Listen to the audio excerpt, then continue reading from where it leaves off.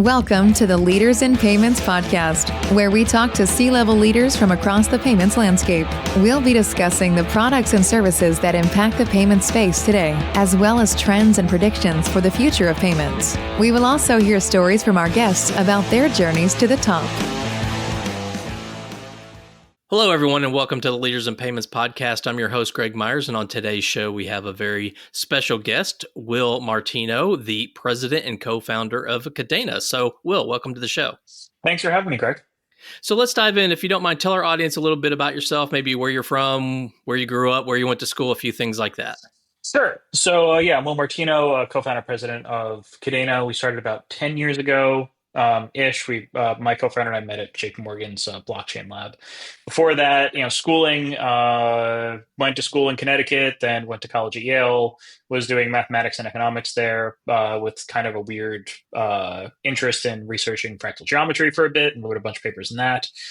And then after that, got into tech and ended up at JP Morgan back when they were starting to do their first kind of experiments with blockchain, and built their first blockchain payment system called Juno. This is JP Morgan Coin version 0. Rolled it out. I was my co-founder's first or second hire there on the research desk. And ever since then, it's been about 10 years of doing the whole startup thing. Mostly I had focused on distributed systems, ended up writing a couple papers in that. Outside of that, where I live now, I'm actually out in Sweden. My wife's at Spotify, she's one of the architects there. And so we moved out here a few years ago, and I'm working remote. Okay, great. So tell the audience what Kadena does. So Kadena is a blockchain for business, or at least that's the way we like to describe it to people who aren't too familiar with blockchain. I think the origin story helps to motivate what Kadena does a bit more, which is that when my co-founder and I, Stuart Popetroy, when we were at JP Morgan, we were tasked with doing the due diligence section or research for JP Morgan for blockchain integration. Initially, we were in this research R&D desk, or in this research R&D group, and then pretty quickly Ethereum was getting ready to launch about a year after that desk had started up. And them and Hyperledger and everyone else was coming through and talking to JP Morgan, and we were the tech team that would dive in and actually try to figure out, okay, what are these things? What's real? What's not? What are the limitations? And pretty quickly, we figured out, well, two things. One is the best way to learn about a protocol or a technology is to go and build one yourself, because that's how you really learn about it. But also that, based on our experience working in finance, Stuart has a lot more experience working in finance. He's about 15 years my senior at this point. And he did some equity trading algorithms for JP Morgan before actually getting on this research desk. But when we were going through these different protocols that were coming through for JP Morgan, and we were trying to figure out, okay, how would we use these? We ended up just getting a host of questions that we knew needed to get answered for long-term industrial adoption. And it wasn't too many. It was a lot around the security of the protocol, around the security of the smart contract language, about interop with other systems. How do you bridge data in, out? How do you secure it? How do you do really good authentication roles, that type of thing, actually inside the system? How do you formally verify that these contracts, which are basically living bug bounties, are provably safe? So things like that. And we decided to leave and build a system that we knew would have the parts needed by for long-term industrial adoption. Our view of it was, this is back in, I think, 2015 at this point. Our view of it was that by 2030, crypto is going to be adopted. And, based on that assumption, okay, what parts are we going to need? What systems are we going to need? What features are we going to need to help to make that a reality? So we're designed around business, but business doesn't have to be, just institutional, just big finance. It can also be DeFi. There's a lot of different parts to what Kadena does, but the main one is that we figured out how to horizontally scale traditional proof of work consensus. So very similar to how in Web 2, you would be able to throw more servers at a Hadoop cluster. I'm sure people heard these words.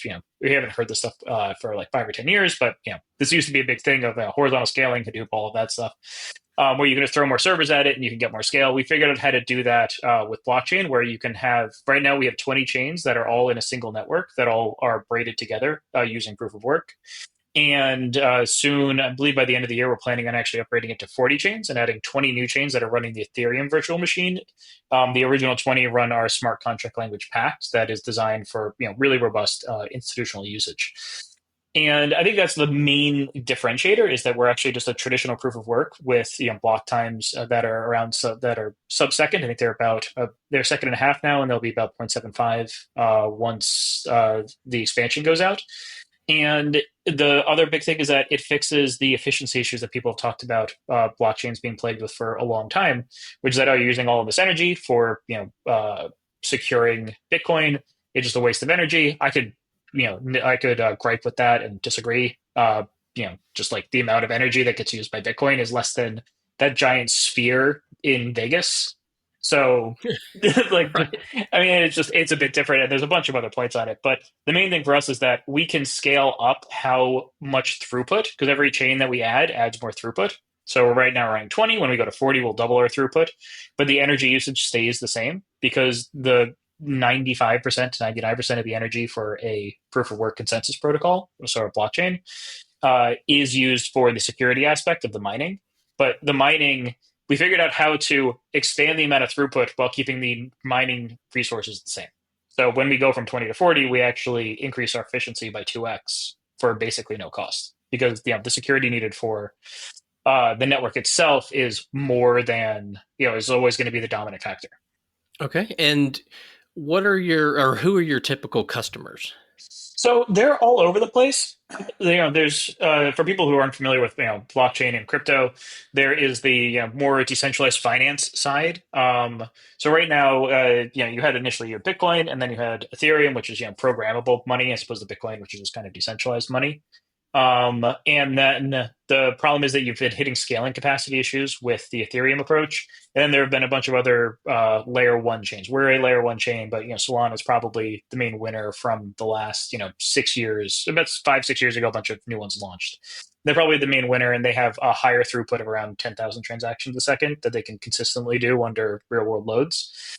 Up from Ethereum's, I think it was 15 transactions a second. But so from the DeFi side, we have people who are interested in using us because we have this horizontally scalable architecture. So as more people start to use the platform, the only thing standing between us and having more chains running on the network, so having more throughput, is literally just adoption. Because the miners want more adoption, because that means that the coin is more valuable and their investment is more valuable. Users want more adoption, users want more throughput. If there's more adoption, then you have our throughput can get maxed out. So instead, we would increase the network size, and then we of course just want more adoption. So everyone is in favor of having more throughput as needed. So people who are interested in having the low gas fees or projects that are interested in having like the low gas fees of a layer, but having low gas fees of like kind of a layer 2 or more centralized thing that has more throughput, but on a layer 1 that is actually properly decentralized. So from the DeFi side, it's mostly about, okay, you actually have proof of work security, but you have the throughput that we need, and it can expand even if you get widespread massive global adoption long term. And then from the institutional side, it's people that want, that have run into the issues that you run into with, using Ethereum's approach to smart contracts, which is just that it's really hard to write safe smart contracts. We've written some ourselves.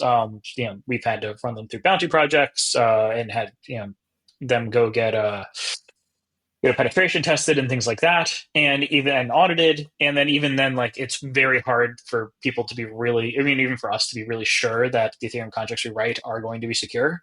There are some big Ethereum projects that have managed to do this, but the amount of effort needed for having anything more complicated than a simple token is a lot. So when we talk to institutions, it's there's been a big shift recently. This is really in the last, I would say, year and a half, but even more so now that the Trump administration has changed the SEC's approach to crypto, in that large financial institutions, until about 2 years ago, wanted to have private blockchains. So these would be kind of like locally hosted, blockchain databases that would run behind firewalls. And that was largely for security concerns, but also just it's easier to be cautious with a private blockchain. And recently, and this is again in the last year or two, really ever since BlackRock rolled out their public chain protocol and actually got it through the SEC, large institutions have been very interested in actually working on public blockchains, which has been fantastic. And that's really always been one of the gating factors to big industrial adoption. So when we go and we talk to institutions, they like a lot that we're proof of work. So we were talking to, I mean, I can't say names, of course, but we're talking to institutions all over the place, banks, funds, payment rails, that type of thing. And a lot of them are now very interested in the public blockchain, and they really like the idea of having a more traditional, secure proof of work blockchain that they don't have to worry about the scalability and the throughput issues that they would have if they had gone with one of the previous generations of systems. Okay. Is there a specific use case that you could mention maybe in the payments or fintech space? I mean, I think in the past people have talked about cross-border payments, but maybe there's something other than that that you could talk about. So cross-border payments has always been one of the big ones for crypto, and that's one of the ones that you can, that Bitcoin first got its real legs with. I remember when I got married. I think it was 8 years ago now. My anniversary is coming up, so I should be really certain on this number. I think it was about 8 years ago, and we actually ended up instead of using a wire for doing the cross-border because we got married in Mexico. Instead of using a wire, we ended up just using Bitcoin just because it was so much easier than getting the Swift codes to match up between my bank and their bank. Whereas, we give up, we'll just use Bitcoin, it'll be fine. And it took, a 1/10 the time, and it had all the security. So cross-border has always been a thing. You see it more in places like Turkey, South America, that type of thing, where the local currency is a bit of an issue, and also getting payments in and out can be a bit of an issue. I think that the main thing that we're focusing on right now is our real world asset program, which is tokenization of funds, everything from tokenization of funds to trying to tokenize real estate, things like that have always been in the conversation when it comes to blockchain and when it comes to crypto, but now we're finally really picking up steam. Again, like BlackRock leading the way helped massively in this, where all the other institutions could look at it and say, okay, well, they did it, so actually I think it's time for us to actually go get involved with this. But also just getting access to the sort of trapped liquidity or the trapped capital that's on these chains, where people would actually like to diversify, and people who are running, have large Ethereum wallets, some of them would like to be able to diversify a bit. And if you can go and actually approach them on the Ethereum network, like BlackRock did, you can see some pretty large returns. Outside of that, there's just a big element of process automation efficiency gains that you get from just having a blockchain-based infrastructure. But those are more longer term things. I see that being more of like a 2030 thing where people are finally like, okay, this is the next gen version of a database. We don't have to worry about all of these issues that we've had before. The robustness is always there. It's, comes distributed by default. You have, really clear ways of doing authorization, of, tracking how data has been flowing, things like that. Do you see a challenge in sort of the big financial institutions and companies that have these legacy technology platforms? I mean, is that something that's, easy to overcome, hard to overcome? Do you find more startups who kind of have this different mentality or a better fit, or kind of what's your view on that? It's hard. It's usually not the legacy technology is usually somewhat of an issue. It's usually the politics around the legacy technology that tends to be the bigger issue and the bigger pushback, which is why I think that private blockchains were the go-to for so long, because politically it was easier to say, yes, you can do this thing, this private thing in this firewall that can never touch anything else. And it's outside of JP Morgan Coin and a couple other things really hasn't gone anywhere. But it, now that once you're on the public chain and once people are interested in the public chain, it's much harder to kind of go and put to put that research into a little bucket, into a little corner where the politics can keep it from actually taking off. So I would say it's more political. Yeah, the traditional, the legacy tech is, a problem, but it's not a huge problem. And a lot of this is just, process documentation and actually figuring out, what's going into it. I have run into, at previous jobs, I have run into very old mainframes where no one actually knew how the logic worked, but it ran core backbone parts of payment rails. And I once had a very senior executive at a company asked if we could wrap it in AI so that the AI could learn how the black box that was the mainframe functioned. That was written in COBOL, and they had one COBOL programmer in the company at this point, and she was getting ready to retire. And we're just like, guys, that's not how AI works. It'll get 80% of it right, and then 20% of it won't be right, and we're not going to be able to tell which is which until everything blows up.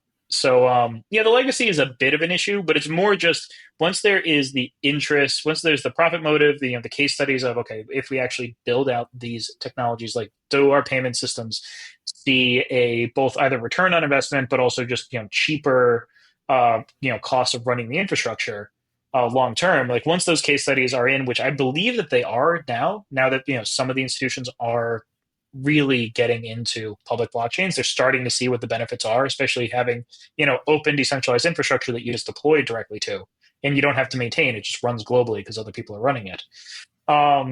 That now that that's happened, the pushback that we've seen before has been pretty much more addressed. And then again, you add the change in the administration. And as I've been saying internally and also on some other podcasts, is not really a question of if crypto is going to be adopted, because for a long time we've all been hearing, oh, it's coming, oh, it's still early, but everyone's like, oh, when is it going to be? It's like, okay, it's actually now, like it's already getting some serious adoption, and with the change in the SEC's approach to how it thinks about crypto and how it regulates crypto. By the time that the SEC could see another sea change from an administrative perspective, it's going to be adopted. And then at that point, the bell can't be unrung and crypto will just be here to stay. So the projection that my co-founder and I had of, by 2030, this thing will be for real adopted. It looks very positive on that front, because up until now, it's been a little bit iffy. There's been some use cases. There haven't been other ones. It's still been a little bit sketchy. Everyone hears about all the big hacks and the big failures, but there has been some, real, actual global adoption of the technology. And at this point, it's just ramping up and up and up. Yeah, it just, on a small scale, in my podcast a couple of years ago, a lot of conversation around crypto and blockchain. Then it kind of went away for a while, and now it's back in full force. I get pitched 2 or 3 times a day with people that have some crypto related to payments kind of solution that they want to get, on the show. So definitely seeing that kind of wave come back. So beyond sort of the new administration, what other trends do you see in the industry that, either positively or negatively, affect your business? So for a long time, there's been a push for this thing called layer 2, which is, layer 1 blockchains like Kadena and like Solana and Ethereum and Bitcoin. They're the base layer infrastructure that, everything kind of settles to longer term and really are holding the value. And then there are these things called layer 2s, which are more like a centralized, you can almost think of them like an AWS that kind of attaches to the base layer currency or currencies.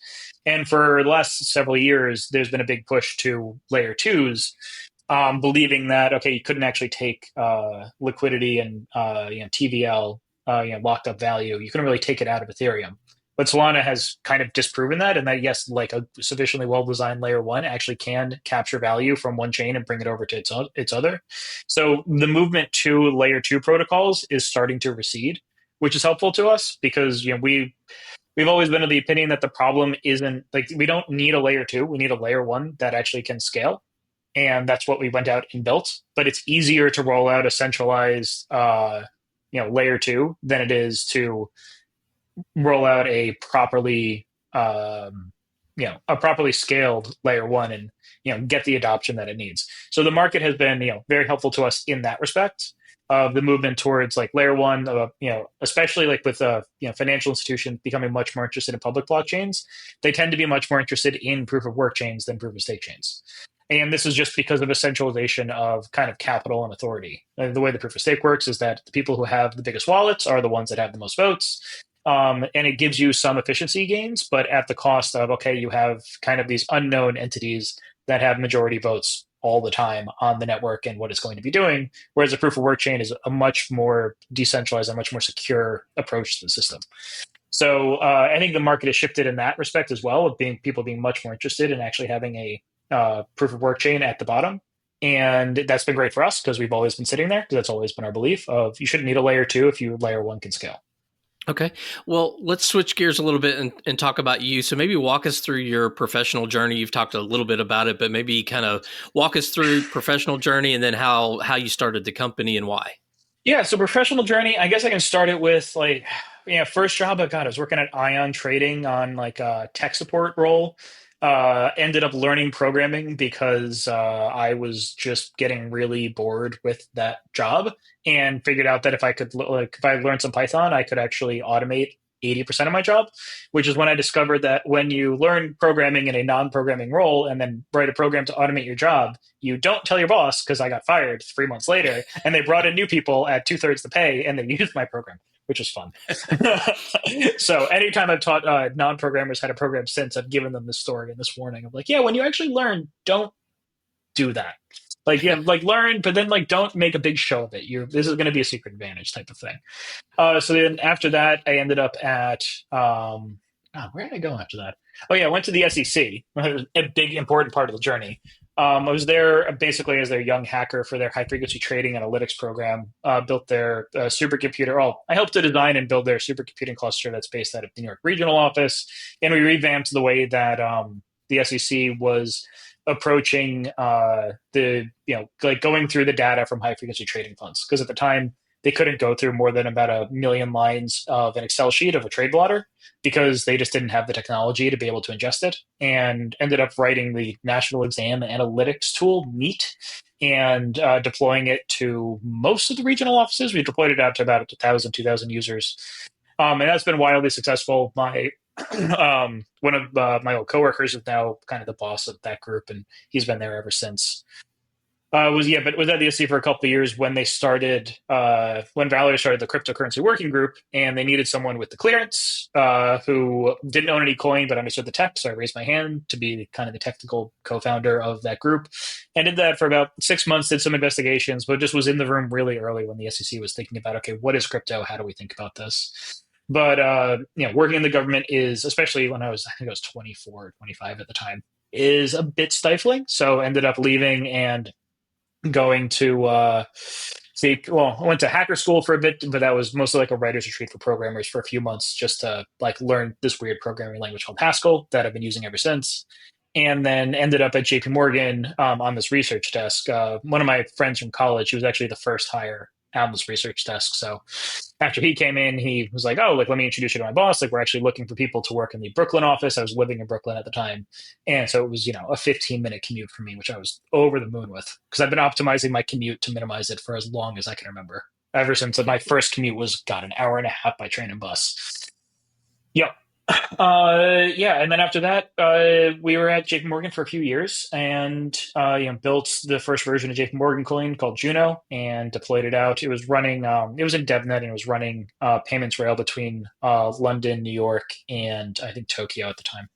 And then about a year after that, my now co-founder and I were talking, and I'm like, hey, I think like we got something here, because we had open sourced all of that technology. It was part of when JP Morgan was working with the Hyperledger Foundation. They had open sourced a bunch of tech. So I was talking to my co-founder. I was like, I think we should actually like leave and found our own company around this stuff. We're well connected in this. We have a lot of experience. We have some ideas for things that we knew we wouldn't be able to do elsewhere, and we wouldn't be able to do without just leaving. And then after that we left and spent about a year heads down just building out the tech. And then went to the first Stanford blockchain conference and presented it there, and then did fundraising rounds. And it's been 10 years since. About 5 years after we founded, we launched the public chain. We didn't start as a public blockchain. We actually started as a private enterprise blockchain because we had more belief in that approach. But after a couple of years, it became very obvious that it was much easier to raise money, but also it was much more dynamic and much easier to just accelerate and innovate if we embrace the public blockchain side. And that's around when we figured out how to scale proof of work and went and raised around it and rolled it out. And now we're about, I think, 75 people globally, mostly based out of New York, but some in Europe, or mostly based out of the US, but somewhere in Europe. Okay. So from a personal perspective, what are you passionate about? So maybe a couple examples of what you're passionate about from work perspective, and a couple from maybe your personal life. Sure. So one of the things, because as I said before, I've moved to Sweden in the last few years. They have this amazing thing called Bank ID, and Bank ID is when I have friends here who are more older, and they ask them, okay, like what is crypto for? I basically tell them, look, the world doesn't have Bank ID, but when they say Web3, you can basically just assume Bank ID, except that it's not run by a centralized server. So Bank ID is this amazing thing that allows you to authenticate yourself. So like I don't have like logins and passwords with most websites here. Even with like the healthcare systems or the banking systems or basically anything. So everything from, signing for buying a house to, setting up a doctor's appointment to just, sending my friend like $10 to split a meal or something. All of that gets done by this kind of centralized, authentication system that is Bank ID that other things can plug into through APIs. And so after moving here, like the entire country uses it. And largely this is because during COVID, they kind of got everyone to move over to it. And they also basically, like, I don't really carry Swedish currency on me. I usually just have euros in my pocket, even though you can't use them here, because I'm too American to not have currency in my pocket. But like almost no one here actually has currency. I've actually seen a couple times when at the grocery store, if there's a failure of the payment system, where the only people who can actually buy groceries are the expats, because they're the only ones who have any Swedish currency on them. Because all the locals are like, why would we carry currency? We never use it. So and there's this thing, so Bank ID was this amazing thing that I ran into, and we spent about a year cloning it. We built this thing called Spire Key, which allows you to use, we've seen things like KeyPass, for, I think that one's for Apple, but there's an equivalent one for, I think, Amazon and Google as well. But this is basically using the hardware security modules that are in your phones to produce key pairs so that you can do kind of passwordless authentication and login. And it's much safer than using a username and password. And we figured out a way to use that protocol to actually be able to sign for payments and authentication and things on our blockchain, and went and actually implemented it. It's still pretty early days. It's one of the things we're working with the Croatian national football team. And it's actually one of the things that we're planning on implementing over the next year, of having a wallet that uses, basically takes your phone and turns it into a hardware wallet to really get over the UX problem of, okay, like, how am I storing my keys? How am I doing the signing for everything? Because crypto traditionally, it's a pain in the butt. Almost everyone who's been in crypto for a while will tell you about the time that they lost the keys for their wallet that is now worth many thousands of dollars, sadly, and they can't get it back. Everyone has this experience. You have it exactly once, and then you learn how to back everything up correctly. But the UX has gotten a lot better. And with this, so that's one of the things that I've been really passionate about, is actually all right, we have an example in production of a centralized version of what authentication should look like for Web3. It's just not Web3. So let's make our version and make a decentralized one that can run on our chain that doesn't require a centralized service provider for it. It's literally just a website, and otherwise it just runs as contracts in the chain and doesn't cost anything to use. So that one I've been pretty passionate about. I've always been a pretty big nerd on consensus protocols. I was the designer of ChainWeb, which is the way that we figured out how to horizontally scale proof of work. So I was always really interested in that. On the private side, or on the personal side, I like to cook a lot. I cook a lot. I got one of the few things that my wife let me get when we renovated the apartment. I got a big old pizza oven. So I like to make pizza from scratch. I make a lot of stuff from scratch at this point. So I do a lot of cooking, and I've just been working on recipes to death for a long period of time. The latest one I did was al pastor egg rolls, which everyone said was good, really good. I won't do it again, I don't think. It was a bit much, in my opinion. It was a bit too much work for what I got out of it. It was pretty good, but I'm just going to go with the taco next time. Okay. So the pizza, is there a Swedish pizza, or oh Lord, no. I mean, yes, there is. I mean, there's like the curry pizza, which is like gyro meat and then kind of curry sauce on top, and that one is sort of manageable. I have experienced getting a pizza from just a regular place here, not one of the fancier ones that care more about their pizza, where you get it and you think that, oh, that's really nice. They put a big lump of burrata right on the middle of the pizza. No, it's mayonnaise. Actually, it's just a big lump of mayonnaise. And it's like, what on earth is this doing here? And I was recently at a party where I didn't. It'd be like someone was going around asking, okay, what type of pizza should we order? And I'm just like, get some normal ones. It'll be fine.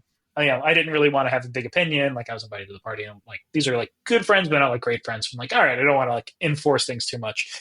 And then we got a pizza. One of them had bananas on it. One of them had tiny little shrimp, which are really weird. One of them had tuna fish, which was really weird.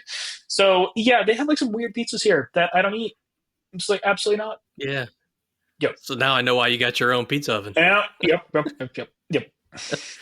Great. So one final question. So if someone comes to you, Will, and says, hey, I'm interested in building a career in payments, fintech, crypto, blockchain, kind of that whole aspect, and maybe they're right out of college or university, and they ask you, what do I need to do to be successful? What kind of advice would you give them?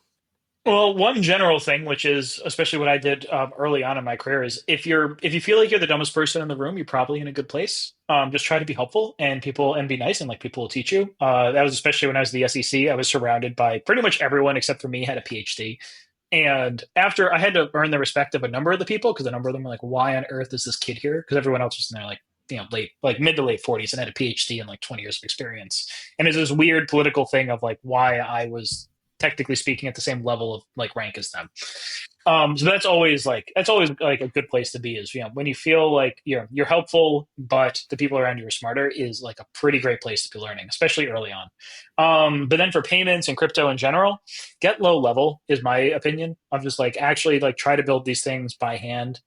Like, should you roll your own crypto? No. But should you fail at rolling your own crypto and figure out why it was a bad idea? Yeah, probably. Actually building the raw transactions, getting low level, getting close to where the payment rail is, getting close to where the money is going in and out will just be, especially early on, phenomenal experience that'll be serving you for the rest of your career. Okay.